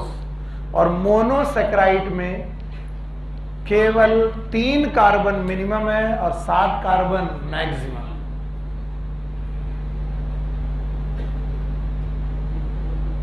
इधर देखो ध्यान से, मोनोसैकराइड का इंपीरिकल फॉर्मूला है CnH2nOn। और इसलिए मैं हर एक का एम्पिरिकल फार्मूला आपसे लिखाऊंगा। बोलो ट्रायोज, बोलो C3H6O3, thank you very much. Tedros C4HAO4, अच्छा पेंटोस C5H10O5, पक्का? अब जरा इसको बोलो C6H12, ये तो बड़ा नाम जाना हुआ लग रहा है। क्या नाम है? ग्लूकोज ही नहीं, फ्रक्टोज ही नहीं, गैलेक्टोज। C6H12O6 और हेप्टुलोज C7H14O7। इसमें डीऑक्सीराइबोज में एक ऑक्सीजन कम होती, याद रहेगा, इसलिए डीऑक्सीराइबोज वाला हटा दिया। डी मतलब रिमूवल, ऑक्सीजन मतलब ऑक्सीजन, राइबोज से एक ऑक्सीजन हटा दो, नाम बताओ डीऑक्सीराइबोज। वो मैं बाद में पढ़ाऊंगा, सर लिखा रहने देना, मिटाना नहीं। बता दोगे? चलो बताओ। 3 कार्बन। अब तो तुम लोग चिड़ते भी नहीं हो, अब तुम्हें मालूम है बदतमीज है, रुकेगा नहीं, हटा ही देगा। पहले कुछ लोग गालियां देते थे, अजीब पागल है, लिखता है मिटा देता है, लिखने नहीं देता, लिखना है भी नहीं। 3 कार्बन, 4 5 6 7 8 ऑक्टो 9 नैनो टेको बट मिनिमम मैक्सिमम, तेरा मिनिमम 7 मैक्सिमम 3। अरे शमीम बाबू 1:30 बजे जाना है, हाँ आज जुम्मा है भाई, तो अभी छोड़ देंगे 1:30 बजे। बताओ 3 कार्बन, ट्रायो 4 5 6 7, इन सब में कोई अपने कोर्स में नहीं है, केवल 2 हैं। एक अपने कोर्स में है पेंटोस, इसका स्ट्रक्चर है, और एक अपने कोर्स में है हेक्सोस, इसका भी एक स्ट्रक्चर है हमारे कोर्स में। और पेंटोज में भी हमारे कोर्स में सारी पेंटोज नहीं है, राइबोस। बेटा स्ट्रक्चर तो केवल राइबोस का ही है, पेज नंबर 145 में। और हेक्सोज में भी सारी हेक्सोज नहीं है, ग्लूकोज। और प्लीज एम्पिरिकल फार्मूला लिखो C6H12O6, इधर लिखो C5H10O5। देखिए कितने लोग हैं जो मेरी मदद करेंगे। Both of them are aldose, both of them. ये कैसी है? राइबोस कैसी है? एल्डोज। और ये भी कैसी है? Aldose. It is polyhydroxy ketone, polyhydroxy aldehyde. और इट इज क्यों कीटोन क्यों नहीं? क्योंकि राइबोज भी क्या है और ग्लूकोज भी क्या है? एल्डोज। अब मैं लिखने जा रहा हूं फॉर्मूला। कुछ लोग जमाई लेने लगे कि एक केमिस्ट्री क्या कम थी कि तुम भी पढ़ाने लगे। बोलते हैं C डबल बॉन्ड O और H। सुनो, C डबल बॉन्ड O और H, ये कौन सा बॉन्ड है? एल्डिहाइड। एक कार्बन हो गया। फिर दूसरे कार्बन पर CH2OH, तीसरे कार्बन पर CH2OH, चौथे कार्बन पर CH2OH, और 5 सॉरी ये CH2 नहीं होगा, आई एम सॉरी।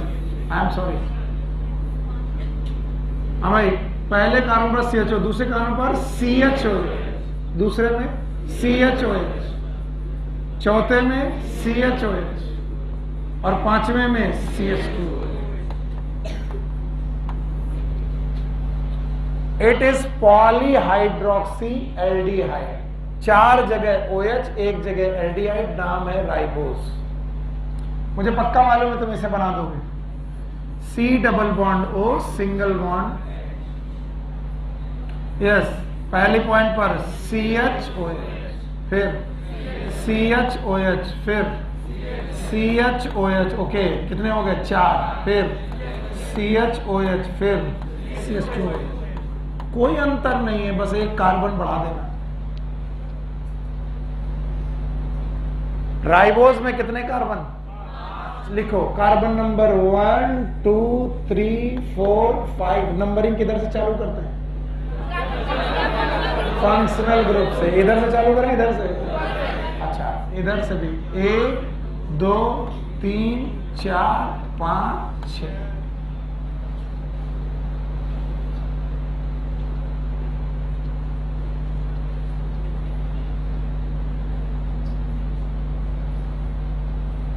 खड़ी हो।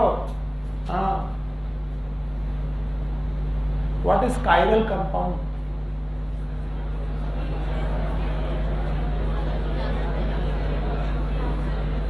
What is chiral carbon? Sorry, याद होगी क्या कायरल कार्बन होता है? जिसकी चारों वैलेंसी डिफरेंट एटम से सेटिस्फाइड हो। अच्छा बताओ, ये वाला कार्बन कायरल है कि नहीं? नहीं है। यादव जी 4 दिन बुखार आएगा, थप्पड़ पड़ेगा तो देखो कैसे दिखेगा कायरल तुमको। CHOH, एक तरफ एल्डिहाइड, एक तरफ H, एक तरफ O और एक तरफ इतना बड़ा।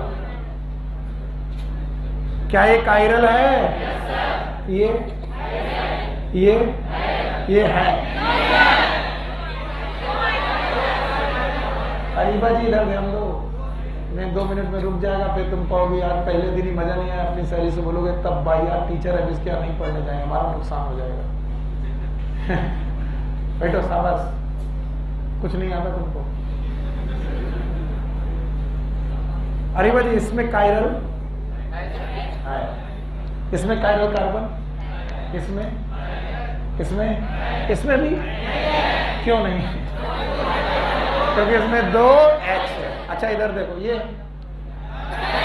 कायरल है। कितने लोगों को कायरल नहीं मालूम? अरे गजा, हम महू बेवकूफ हैं।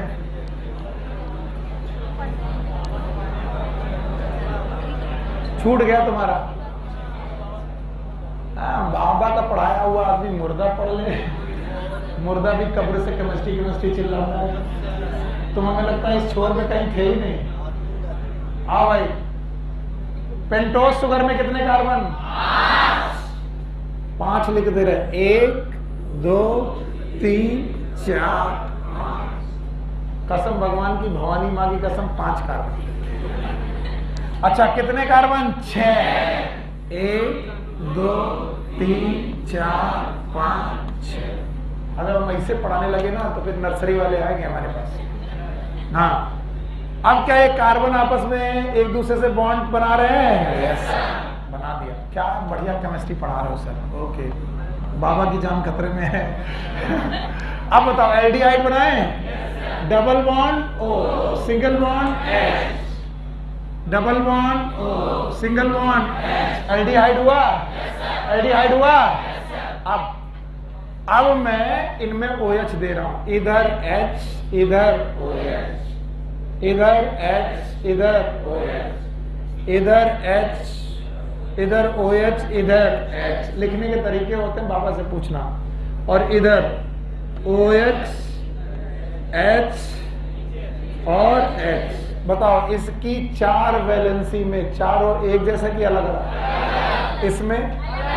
इसमें तो बताओ ये सब के पास कायरल का, हाँ? लेकिन ये H और ये H सेम है भाई। मैं इसको ऐसे ही लिख दे रहा हूँ, बाकी तुम्हें लिखने का तरीका सर पढ़ाएंगे। मैं थोड़ा ऐसे ही लिख दे रहा हूँ ताकि बच्चे घबराए नहीं, क्योंकि मुझको 4 एक तरफ दिखाई पड़े। बोलो ये क्या है? ये यहाँ पर 2 H। बताओ 2 वैलेंसी एक ही से है। बताओ कायरल है कि नहीं हुआ? कायरल कार्बन वो कार्बन होते हैं जिनकी चारों वैलेंसी में सेम के अलग अलग। हाँ बताओ। अरे भैया भाई हमको पढ़ने में ज्यादा केमिस्ट्री नहीं आती, इतना पढ़ो। बताओ यहाँ पर कायरल है, यहाँ पर कायरल, यहाँ पर कायरल। अब इधर बनाओ, बोलो ये H है, ये OH, ये H, ये OH, ये OH। वैसे तो इधर लिखा जाना चाहिए, मैं ऐसे लिख रहा हूँ। बताओ ये वाला H, ये वाला H और ये वाला OH। बताओ इसमें कितने कार्बन? 4। अरे टोटल कार्बन हमने कायरल पूछे कि कार्बन पूछे? बताओ ये वाला कौन सा कार्बन नंबर? 1 2 3 4 5 6। अरे वाह, गिनती बहुत अच्छी है। बोलो 1 2 3 4 5 6। बताओ पेंटोज की हेक्सोज? It is. राइबोज की ग्लूकोज? क्या ये भैया राइबोज है? Thank you. और ये वाले ग्लूकोज। अब ध्यान सुनना, हमारे सर ने जो हमको सिखाया था वो हम बता रहे हैं, बाकी कुछ थोड़ी बहुत गलती हो जाए तो क्षमा करें, केमिस्ट्री आपकी ज्यादा अच्छी। बोलते हैं एल्डिहाइडिक ग्रुप से जो फार्देस्ट कायरल कार्बन होगा, कौन सा? पास का कि कायरल कार्बन? जैसे इस बारे में जो फार्देस्ट है वो ये फार्देस्ट कार्बन है, लेकिन कायरल, ये फार्देस्ट कायरल कार्बन। सब लोग देखो, क्योंकि इसमें मैं जो करूंगा उसमें पूछूंगा। फार्देस्ट कायरल कार्बन और एल्डिहाइडिक ग्रुप के बीच में बॉन्ड रीशफलिंग होती है, बॉन्ड टूटते हैं। डबल बॉन्ड टूट करके यहां पर बेटा O बॉन्ड बनता है, यानी इसका H निकल जाता है। फिर से करा रहे हैं तो सर समझ में नहीं आया, फिर से बताओ। क्या ये C डबल बॉन्ड होता? क्या यहाँ CHOH था? मैंने H निकाला, बोलो क्या निकाला? O पर वैलेंसी खाली हुई, ये मैंने बॉन्ड तोड़ा। बताओ डबल बॉन्ड तोड़ा? यस और नो? बताओ O अलग खाली हुआ, जो H यहां गया था वो यहां चला गया। बताओ वैलेंसी कितनी बाकी है? A। इनकी वैलेंसी A। इन दोनों वैलेंसी को आपस में जोड़ दिया। नहीं आया? आया? It is known as hemiacetal. बोलो क्या बोलेंगे? एसिटल कंपाउंड बनते हैं और आधे acetal it is known as hemiacetal, और इंट्रामॉलिक्यूलर हैं इसीलिए बोलते हैं इनर हेमी एसिटल। बोलो। अच्छा इसमें करो सर, ये क्या पढ़ा रहे? बोलो। ये वाला कार्बन कायरल, ये वाला कायरल, ये वाला कायरल, ये वाला, ये वाला। तो बताओ फार्देस्ट कार्बन की फार्देस्ट कायरल? पक्का? बॉन्ड रीसप्लिंग होगी? बताओ ये OH H निकाल देगा? बेटा प्लीज मदद करो। क्या यहां बॉन्ड टूटेगा? ऑक्सीजन खाली हो जाएगी। उस ऑक्सीजन को कौन सेटिस्फाई करेगा? हाइड्रोजन। यहाँ का हाइड्रोजन गया, इसके दो बॉन्ड में से एक बॉन्ड टूटा है, ऑक्सीजन वैलेंसी खाली है। बताओ ये आपस में जुड़ जाएंगे। It is inner hemiester. बताओ कौन सा कार्बन किसके साथ जुड़ा? शोर है भाई साहब। पहला पांचवा, पहला चौथा। बॉन्ड का नाम COC। चिल्ला लो। बॉन्ड का नाम COC। नहीं आया? घबराओ मत। बॉन्ड का नाम COC। अब मैं जो जो पूछूं बताना। अगर ये बॉन्ड बन जाए, भाई बुक मत देखो, मुझे कंफ्यूजन हो जाता है कि तुम्हें आ रहा कि नहीं आ रहा, क्योंकि तुम लोग के चेहरे हमेशा एक ही जैसे रहते। आए तो मुंह लटका है, ना आए तो मुंह लटका है, गाली देने का मन कर रहा तो मुंह लटका है, खुश हो रहा है तो मुंह लटका हुआ। पता नहीं जिंदगी में कितने कष्ट हैं। बताओ पहला कार्बन CHOH। बोलो। दूसरा पता नहीं, अब तो देख भी नहीं पा रहे। दूसरा, तीसरा, चौथा, मार देंगे थप्पड़। COC पहले के साथ नहीं आया, और उसी चौथे पर CH2OH। भाड़ में जाओ तुम, हम तो ऐसे ही पढ़ाएंगे। ये रहा पहला कार्बन। बोलो कौन सा? ये और पांचवा रिंग में कि रिंग के बाहर? रिंग के। अब जो मैं पूछूं बताना। पहला, अरे यार पहला, कसम से मारने का मन करता है।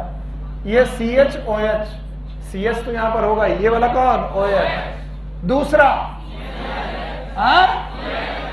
तीसरा,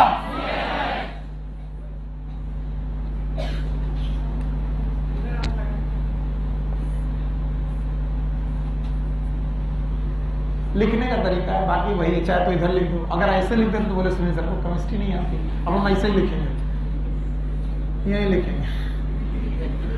हमको ऐसे लिखने में अच्छा लगता है, गंवार लोगों की तरह जिनको केमिस्ट्री ना है। बायोलॉजी वाले केमिस्ट्री जब पढ़ाते हैं तो उनके एनोमेरिक कार्बन से उनको कोई मतलब, वो तो अपना OH लटका देते हैं। पहला कार्बन CH-OH, दूसरा, तीसरा, चौथा तीसरा CH-OH, चौथा COC, पहले के साथ, पहला, दूसरा, तीसरा, चौथा COC, किसके साथ?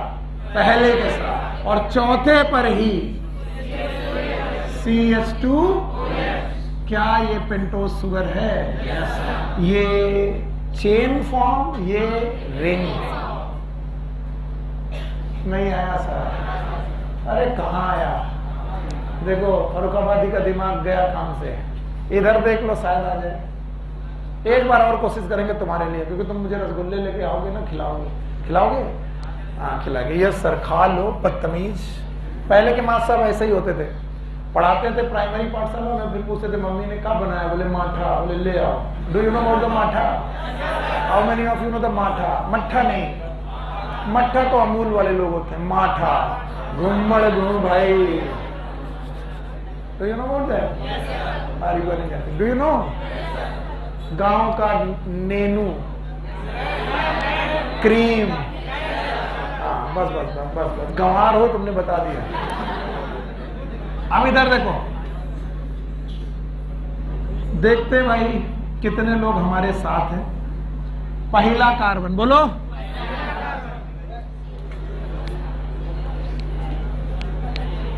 अरे यार टाइम ना निकल जाए। अरे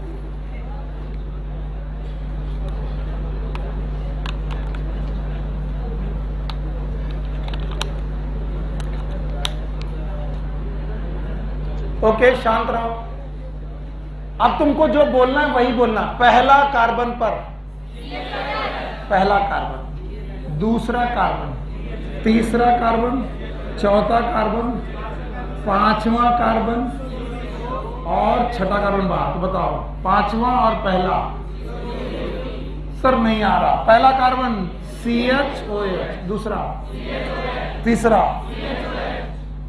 नहीं, CH-OH, चौथा CH-OH, पांचवा COC, पांचवा पहले के साथ COC और इसी में CH2। बताओ ये क्या लिखा है? राइबोस। बोलो क्या? और ये वाला। अच्छा, जितने लोग मुझे समझ पाए वो पेज नंबर 145 के पहले दो स्ट्रक्चर देखे। पेज नंबर 145 पहले दो स्ट्रक्चर देखे। दिखा?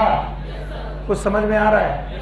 पहला कार्बन CH-OH, दूसरा, मुझे वाइब्रेशन मिल जाती मेरे स्टूडेंट की कि कम से कम 60% बच्चों को कुछ नहीं समझ में आया। वो बताएंगे नहीं क्योंकि उन्हें मालूम है इज्जत खराब हो जाएगी, और जबकि मालूम है बेइज्जती तो उनकी होती है। अब रुको, एक बार और सबके लिए एक एक करके। पहले मैं लिख रहा हूं पेंटोज। क्या लिख रहा हूं? अब जिन लोगों को आ गया वो मदद करेंगे, जिन लोगों को नहीं आया उनकी मदद हो जाएगी। पेंटोज में मैं कौन सी शुगर? राइबोस। एल्डिहाइड है कि कीटोन? कितने कार्बन होंगे? प्लीज मदद करो सब लोग। अब ये तुम्हारा काम है। 5 होगा? 1 2 3 4 5। पांचों कार्बन आपस में जुड़े होंगे, डबल बॉन्ड। एल्डिहाइड होगी? एल्डिहाइडिक कार्बन कभी भी बीच में नहीं होता, हमेशा टर्मिनल। बताओ C डबल बॉन्ड होगा? H होगा? क्या ये CHO है? CHO is aldehyde. अच्छा बताओ यहाँ पर CH-OH याद है? यहाँ पर CH-OH पक्का? यहाँ पर CH-OH और यहाँ पर CH-OH और ये H और ये H। बोलो ये क्या है? CH2। Carbon number, carbon 3 4 5। कितने कार्बन? 5 कार्बन की शुगर का नाम पेंटोज। पेंटोज है। अब मैं क्या कर रहा हूं तुम ध्यान सुनना। एल्डिहाइडिक ग्रुप से फारदेस्ट कार्बन की कायरल कार्बन? Chiral carbon. कौन सा, पांचवा की चौथा? यहां बॉन्ड रीशफलिंग होगी। क्या होगी? पहले बॉन्ड टूटेगा, CO बॉन्ड टूटेगा, H निकल जाएगा और इसका डबल बॉन्ड टूटेगा। इसका डबल बॉन्ड में से एक बॉन्ड इस ऑक्सीजन के साथ आ जाएगा, बचा यहाँ का हाइड्रोजन, वो इसकी ऑक्सीजन के साथ पहुंच जाएगा। ऑक्सीजन ऑलरेडी यहां थी। तो पहला कार्बन और चौथे कार्बन के बीच में एक रिंग बनेगी, COC।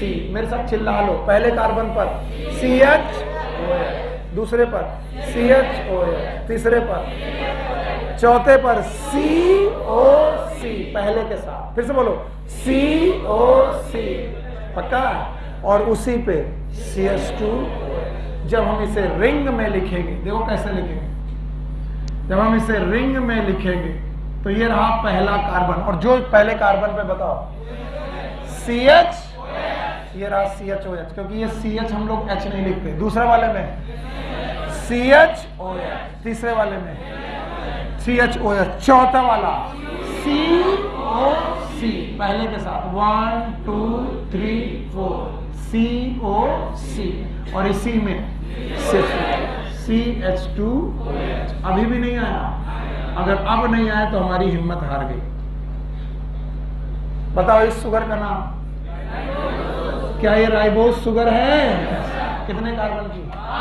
अब एक चीज सुनो, 5 कार्बन की शुगर में कितने कार्बन रिंग में? 4, एक रिंग के। तो 6 कार्बन की शुगर में 5 रिंग में, एक बाहर। और वो भी लिख लो, वरना ऐसा ना हो कि सर एक पढ़ा है तो दूसरा नहीं पढ़ा है। C डबल बॉन्ड, और ये क्या है? H, फिर CHOH, पक्का? फिर CHOH, कार्बन 3 हो गए, फिर CHOH 4 हो गए, फिर CHOH 5 हो गए, फिर CHOH और एक हाइड्रोजन की 2। बताओ ये कार्बन कायरल, कार्बन नंबर 1 2 3 4 5 6, कौन सा? नियरेस्ट की फारदेस्ट बॉन्ड रीशफलिंग होगी। यहां पर CO खाली हो जाएगा, H निकल जाएगा, और यहां पर बॉन्ड टूटेगा। बॉन्ड टूटेगा, यहां पर आ जाएगा, यहां की O में, यहां की O बचेगी, इसका हाइड्रोजन यहां जाएगा। बताओ पहला कार्बन CHOH, दूसरा। अब मैंने 6 कार्बन का एक रिंग बनाया। बस मैं जानता हूं 6 कार्बन के रिंग में 5 कार्बन रिंग में, एक रिंग के।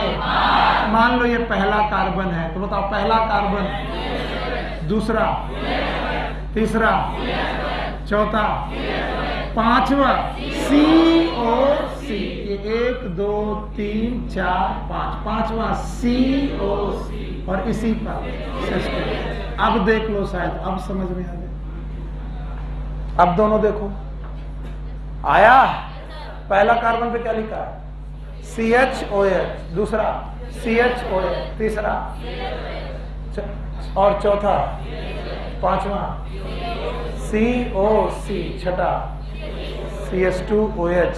बताओ वो CH2OH कहां पर है? रिंग में कि रिंग के बाहर?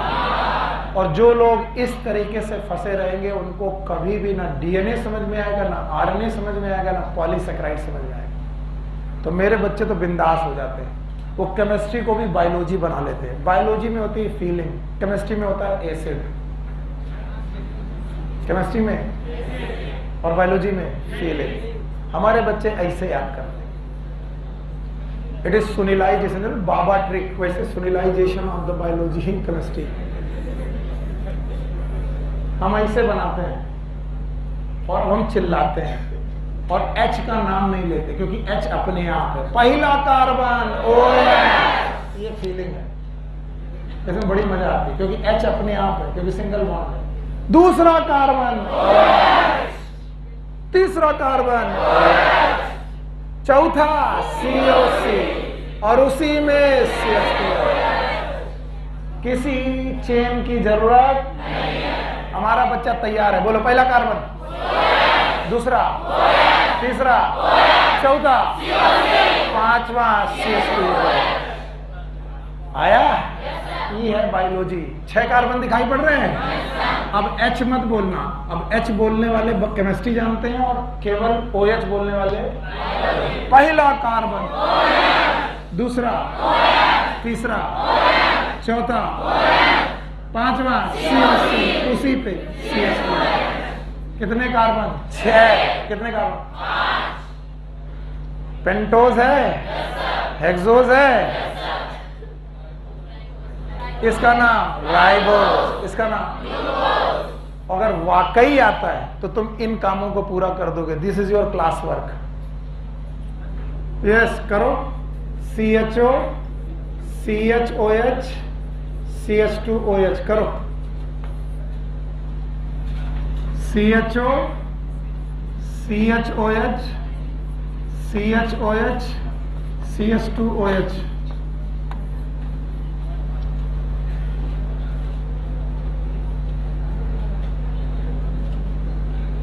नहीं आ पाएगा? आएगा? देखो इधर C डबल बॉन्ड CHO को, और ये वाला C OH H, और ये C OH H H। बताओ कायरल? इधर देखो, कायरल। ये कायरल है। रीसफलिंग करें? करो रीसफलिंग। पहला पॉइंट CHOH, दूसरा COC, और उसी पे CH2OH। ट्राइंगल बनाओ। पहला कार्बन बताए नहीं। पहला कार्बन, दूसरे पे COC, ये पहला, ये दूसरा, और तीसरा बाहर CH2OH। और अगर मैं ना बनाऊं और ऐसे बना दूं तो तुम मानोगे थोड़ी ना, मानना ही पड़ेगा। पहला कार्बन, हाँ, OH, दूसरा, तीसरा COC, और इसी पे CH2OH।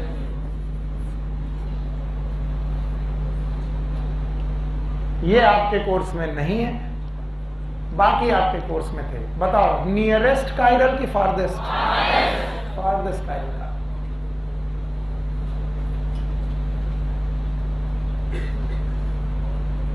देखें कितना है आप लोग को।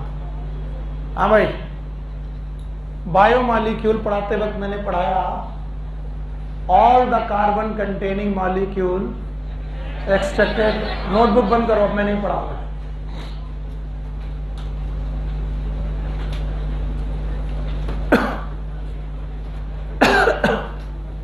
all the carbon containing molecule extracted from the it is known as, क्या ये एल्डिहाइड हो सकते हैं?